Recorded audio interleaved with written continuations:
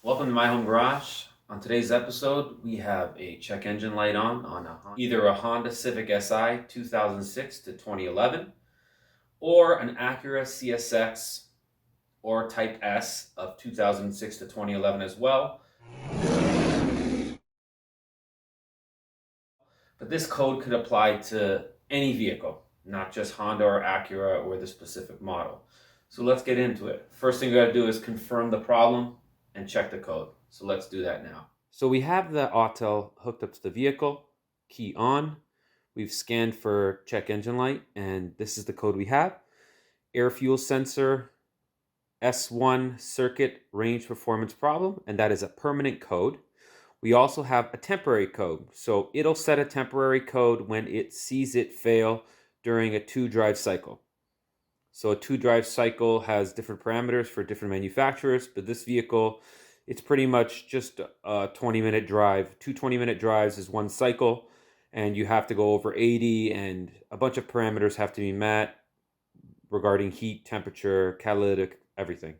So I have done that already. I have erased the code and gone through the Honda diagnosis, which involves deleting the code, setting the onboard diagnostic parameters, and seeing if the code returns, which it did. So this is the code that we have. It's a P2A00. And so let's change the oxygen sensor and look into this a little bit. Within the Autel, if you hit the question mark after this next to the code, it'll give you help. So in this case, we have DTC help, air fuel sensor, circuit range performance problem, we already know, and a rear air fuel sensor, bank 1, sensor 1. There's only one sensor that's a bank 1, sensor 1. Sensor 2 would be after the catalyst. So possible failure, we only have one possible cause. But there are some things we could do to check the sensor. We can see if the heating circuit is working, which we know it is because it hasn't set a code for it. So in this instance, this is a pretty simple case of just replacing the sensor, but let's look at the live data. So here is our live data of our AF sensor. So when I hit the throttle, let's see what happens.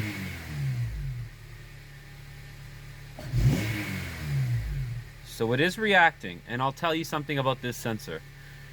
The light came on about 2 years ago. We deleted the DCT, and the light never came back on for another 2 years. So this is kind of like an intermittent failing sensor. It's starting to go on its way out. So here, as I accelerate,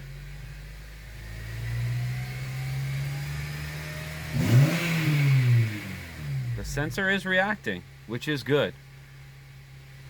The problem is it's not within its performance range. It should almost hit down to the bottom when I do this.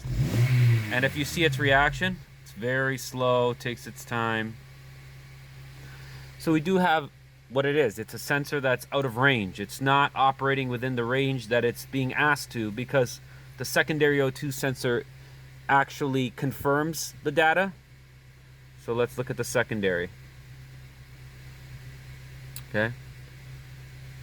So here's our fuel trims are okay. So here is our O2 secondary O2 sensor. Look at this one as well.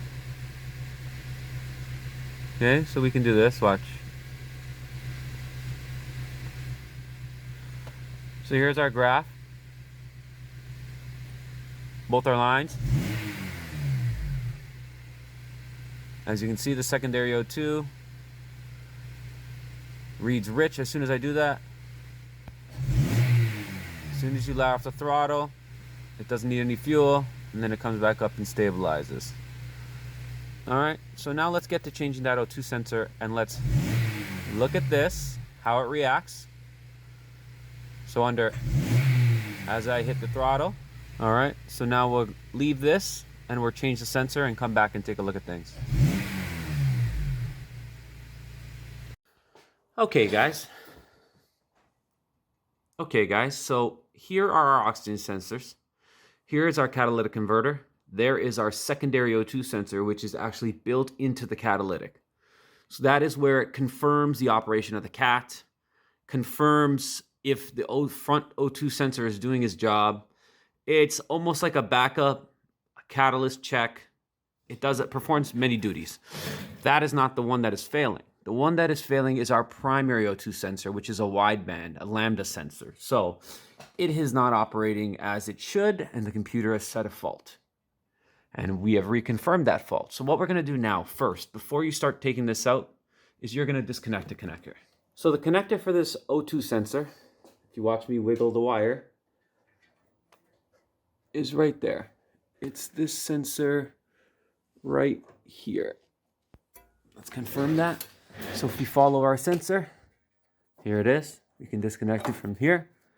So here's our O2 sensor. So as we wiggle it, we are confirming that that is the right sensor. So the first thing you want to do is, so as you can see, I've disconnected the connector. I have left the actual connector harness there. So all you got to do that is you just depress the tab on the connector right there and pull down on the connector and it should come loose. So just inspect for corrosion within the terminals on both sides, just to make sure that your problem is not electrical. So just have a look in there, and there's our connector, and as you can see, it does not seem to have any corrosion in there. So now that we have our sensor down here, it is much easier to remove the connector, the actual O2 sensor, because when it spins, it won't bind the wiring. So right now we're going to get our O2 sensor socket tool and remove this sensor correctly. So here's an O2 sensored socket from Mac. You don't need this specific size, this specific socket, but pretty much it's a socket cut in half. I believe this is a 19 millimeter. We'll confirm it after. So the way it works is it slides on over the wiring like so. Okay, and now you can get a wrench right on there and loosen it up. Here's our ratchet, 3/8 ratchet on our sensor socket. So now we're just going to pull, and now we have it cracked loose. Once you have cracked the sensor loose, it will come off by hand if you just twist it. Just don't burn yourself, because remember, we were running the car. So see how the wire twists? If you left the wire connected, you would bind up all the wiring. We just want to twist this off. Okay, so here's our sensor. As you can see, our sensor is, 15 years old. It's seen better days. So now we're going to compare it to our new sensor. All right. Here's our new sensor. As you can see, it is a different color, but that doesn't matter. They're both Denso sensors. The schematics are the same. The connector's the same. The heads are exactly the same. That is just a protective cover until you're ready to assemble. Okay? So the next step is preparing this sensor. So a lot of people don't do any of the stuff I'm about to do, but it comes with a packet of copper anti-seize. So you want to lubricate the threads on that copper anti-seize. You see how there is a little bit already there? It comes free. Just add a little bit more on there.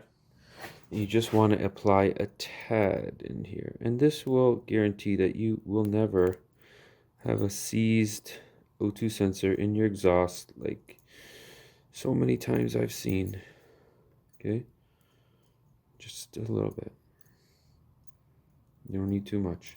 Okay, that's it. So now what we're going to do is get our sensor inside. So first thing we do is twist it in. So first thing we do is get this sensor inside. And to do so, we just want to insert it into the pipe and start twisting it. Now you grab your torque wrench, set it to 33 foot-pounds. You're gonna put it on here like so. Okay? And now you're gonna torque this up.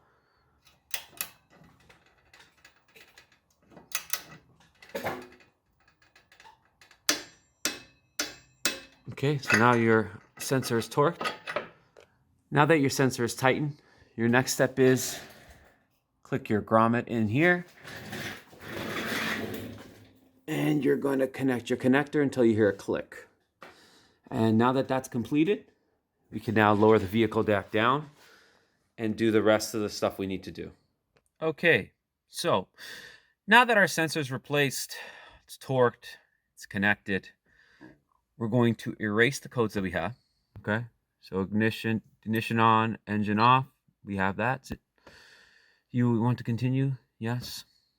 Okay, codes have been successfully erased. Return to multifunction, tap read codes to verify. So we will do that. Turn the ignition switch off, on. We're going to read our codes. No fault codes detected. Okay, so that's great. So what we're going to do right now, here's our readiness codes. We were unable to set readiness codes because our O2 sensor was not working. So we're going to go for a road test, and we're going to complete all these that are catalyst, evap. We're going to make sure everything it's gone through its cycle. Okay. So another thing that's good to do once you do work on the vehicle is to do an idle relearn, a throttle position relearn. So to do that, you can put your parking brake up, all accessories off in the vehicle, start the vehicle and let it run for 10 minutes. Or if you have a tablet, you can do the procedure here. Please do the idle relearn procedure when the engine speed is stable. Make sure all electrical items are off. Turn the ignition switch on, wait for 2 seconds, start the engine, hold it at 3,000 RPM with no load in park until the radiator fan comes on or the engine coolant reaches 90 Celsius. Let the engine idle for a minimum of 5 minutes with no load. If the radiator fans are running, don't count its running time for 5 minutes. So that is how you do an idle relearn on a vehicle. And you should do them once in a while. Okay? So that's what we're going to do next. So we're done here. Okay, so we're getting ready to do our idle relearn. So what we do is vehicle in neutral, no accessories on, key on for 2 seconds. 1, 2, 3, start the vehicle. And now, obviously we need to warm up the vehicle. So we'll hold the RPMs at 3,000 until we get the vehicle up to operating temperature. Once you have reached operating temperature and your fan has cycled, turn the vehicle off, key on for 2 seconds, make sure your vehicle is in neutral, handbrakes up, start the vehicle, and do nothing. For 10 minutes, just let it idle in neutral, and this is your idle relearn. The vehicle must be warmed up when this happens, okay? Okay, so we have 10 minutes have elapsed. So we'll now go for a road test and try to get our onboard monitoring system to get all engaged. As you can see, the only readiness codes that it has completed is the O2 heated sensor. So you do have to go for a road test to get all these to complete. Alright guys, so if you want to see a comparison of a good sensor and a bad sensor, take a look at the new sensor, how fast it reacts. So the AF sensor is the green line. Look how quickly, when I depress the pedal, it reacts. It is instant. It is not like the old sensor where it was slow, and you see how it goes all the way down. As soon as you let off the throttle,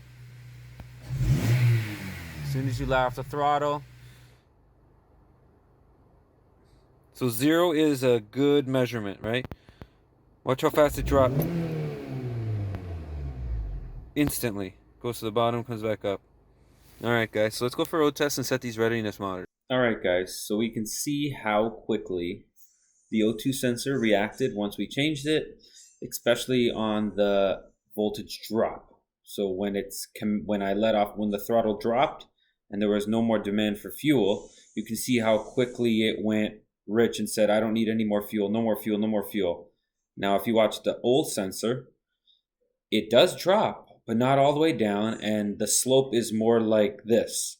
Whereas on the new sensor, it instantly says, okay, I don't need any more fuel. So now just think over time how much extra fuel you're burning, more raw fuel getting to your catalytic converter. That's why it's important to change your O2 sensor. Yes, you can continue driving the vehicle. It'll go into an open loop. It'll go into like a limp mode where it just commands fuel delivery without any reference from the O2 sensor. You can do that. We drove this car a bit with the light on. But for the price of fuel these days and the cost of this sensor, it's much more worth it to replace it. So now, once I drove the vehicle we took it for a pretty decent drive on the highway, different conditions you need to set all these readiness monitors. I got every single readiness monitor set except for the evap, The vehicle is done now. It's been driving for a week now. No issues. Check engine light did not come back on. And if you really think about it, it's a 2008, so it's a 2000 model, 2007 build date. And the vehicle has 210,000 kilometers. And this is the first O2 sensor that it's had replaced. So that's pretty good. Vehicle used to do a lot of highway driving. So if you enjoyed the content, if you learned something from it, if you enjoyed the content, subscribe to the channel. For more, there's always going to be more. Cars are always going to break. All right, guys, have a nice day.